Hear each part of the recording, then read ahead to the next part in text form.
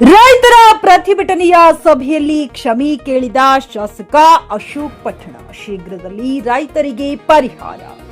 ಬೆಳಗಾವಿ ಜಿಲ್ಲೆಯ ರಾಮದುರ್ಗ ತಾಲೂಕಿನ ಶ್ರೀ ವೀರಭದ್ರೇಶ್ವರ ಏತ ನೀರಾವರಿ ಯೋಜನೆ ಹಾಗೂ ಶ್ರೀ ಬಸವೇಶ್ವರ ಏತ ನೀರಾವರಿ ಯೋಜನೆ ಕಾಮಗಾರಿಯನ್ನು ಶೀಘ್ರವೇ ಪೂರ್ಣಗೊಳಿಸಬೇಕೆಂದು ಆಗ್ರಹಿಸಿ ರಾಮದುರ್ಗ ತಾಲೂಕಿನ ಸಾಲಹಳ್ಳಿಯಲ್ಲಿ ಇದೇ ಮೇ 25ರಿಂದ ರೈತ ಸಂಘದವರು ಹಮ್ಮಿಕೊಂಡ ಬೃಹತ್ ಹೋರಾಟಕ್ಕೆ ಅಂತ್ಯ ಕಂಡಿದೆ.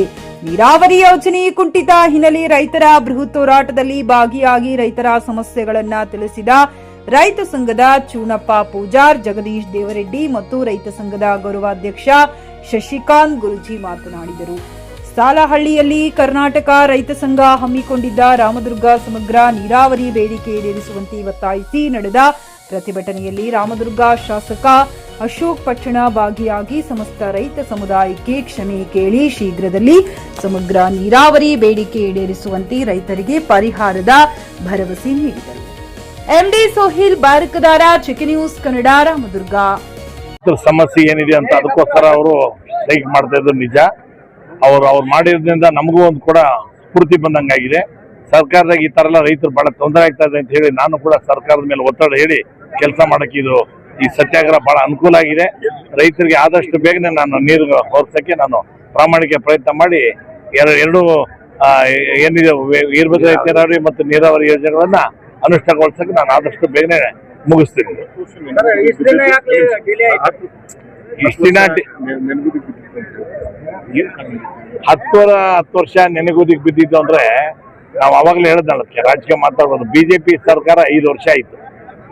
5 ವರ್ಷಕ್ಕೆ ಅವ್ರಿಗೆ ಏನ್ ಮಾಡಿದ್ರಪ್ಪ? ಸಿಕ್ಕಾಪಟ್ಟೆ ದುಡ್ಡು ಇತ್ತು, ಎಲ್ಲ ಇತ್ತು, ಮಾಡ್ಬೇಕಾಯ್ತು, ಅವ್ರು ಮಾಡಿಲ್ಲ. ಈಗ ಇನ್ನು 3 ವರ್ಷ ಆಯ್ತು ನಾನು ಬಂದು. ನಾನೇ ಯಾಕೆ ಮಾಡಿಲ್ಲಪ್ಪ ಅಂತಂದ್ರೆ ತಾಂತ್ರಿಕ ಕಾರಣಗಳು. ಯಾಕಂದ್ರೆ ಆ ಕಾಂಟ್ರಾಕ್ಟರ್ನ ಹೊರಗೆ ಹಾಕ್ಬೇಕಾದ್ರೆ ಅಷ್ಟು ಈಸಿ ಆಗಿಲ್ಲ. ಈಗ ವಿಜಯ್ ಪಾಟೀಲ್ ಅವಾಗಲೇ ಮಾತಾಡೋದು ನಿಮ್ಗೆ ಗೊತ್ತಿದೆ. ಅವ್ರ ಹತ್ರ ಕೇವಿಟ್ ಹಾಕ್ಬೇಕು ಅಂತ. ಅವ್ರ ಹತ್ರ ಎಲ್ಲ ಅವ್ರು ನಾವು ಅಕಸ್ಮಾತ್ ಇಮಿಡಿಯೇಟ್ ಬೇರೆ ಕಾಂಟ್ರಾಕ್ಟ್ ಕೊಟ್ಟಿದ್ರೆ ಅವ್ನು ಹೋಗಿ ಕೋರ್ಟಿಂದ ಸ್ಟೇ ತರ್ತಾ ಇದ್ದ, ಕೆಲಸನೇ ನಿಂತ್ಕೊಬಿಡೋದು. ಇನ್ನು 10 ವರ್ಷ ಆದ್ರೂ ಆಗ್ತಾ ಇರಲಿಲ್ಲ. ಆದ್ರಿಂದ ಅವ್ನಿಗೆ ಕೆಲವು ಕಾನೂನು ಪ್ರಕಾರ ನೋಟಿಸ್ ಕೊಟ್ಟು ಯಾವ್ಯಾವ ತರ ಅವನಿಗೆ ಮಾಡ್ಬೇಕು ಎಲ್ಲ ಅವನ ಮುಚ್ಚಳಿಕೆ ಬರ್ಸ್ಕೊಂಡು ಕೊನೆಗೆ ನಾವು ಬೇರೆ ಹೊಸ ಟೆಂಡರ್ ಕರೆಗೆ ಏರ್ಪಾಡು ಮಾಡಿದ್ವಿ. ಆದ್ರಿಂದ ಅದು ತಡೆ ಆಯ್ತು ಹೊರತಾಗಿ. ಆಮೇಲೆ ಈಗ ರೈತರಿಗೆ ಏನ್ ಪರಿಹಾರ ಕೊಡ್ಬೇಕು ಆ ದುಡ್ಡೆಲ್ಲ ನಾವು ಇಟ್ಟಿದೀವಿ. ಆಗ್ಲೇ MD ಹೆಸರು ಮೇಲೆ ಇಟ್ಟಿದೀವಿ. ಅದು ಏನೇನೇ ಆಗ್ತದೋ ಮಾಡ್ಕೊಂಡು ಎಲ್ಲ ಪರೀಕ್ಷೆ ಮಾಡ್ಕೊಂಡು ಅವ್ರಿಗೆಲ್ಲ ನಾನು ರೊಕ್ಕ ಇಮಿಡಿಯೇಟ್ ಆಗಿ ಕೊಡಿಸ್ತೀನಿ.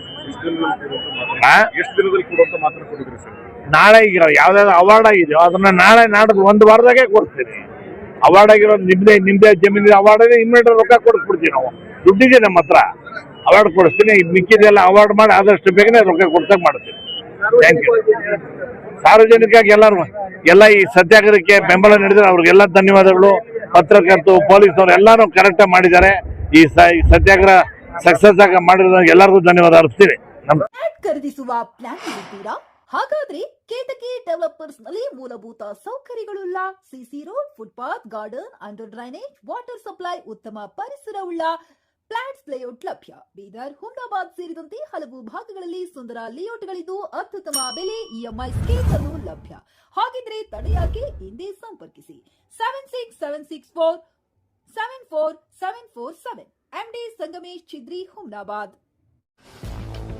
ಗ್ರಾಹಕರ ಸ್ಯಾಟಿಸ್ಫ್ಯಾಕ್ಷನ್ ನಲ್ಲಿ ನಂಬರ್ 1 ತೃಪ್ತಿಕರ ದಾಯಕವಾದ ಹುಮ್ನಾಬಾದ್ನ SV TVS ಶೋರೂಮ್ ನಿಮಗಾಗಿ ತರುತ್ತಿದೆ ಹೊಸ ಮಾಡೆಲ್ಗಳ ಹೊಸ ಬೈಕ್ಗಳು. ಇಲ್ಲಿ TVS ನ ಸ್ಪೇರ್ ಪಾರ್ಟ್ಸ್ ಹಾಗೂ ಸರ್ವಿಸ್ ಕೂಡ ಲಭ್ಯ. ಹಾಗಿದ್ರೆ ತಡೆಯಾಕೆ? ಹಿಂದೆ ಭೇಟಿ ನೀಡಿ. ನಾಗಲಕ್ಷ್ಮಿ ಧಾಬಾ ಹತ್ತಿರ, ಗುಲ್ಬರ್ಗಾ ರೋಡ್, ಹುಮ್ನಾಬಾದ್. ಹೆಚ್ಚಿನ ಮಾಹಿತಿಗಾಗಿ ಸಂಪರ್ಕಿಸಿ 8494951009.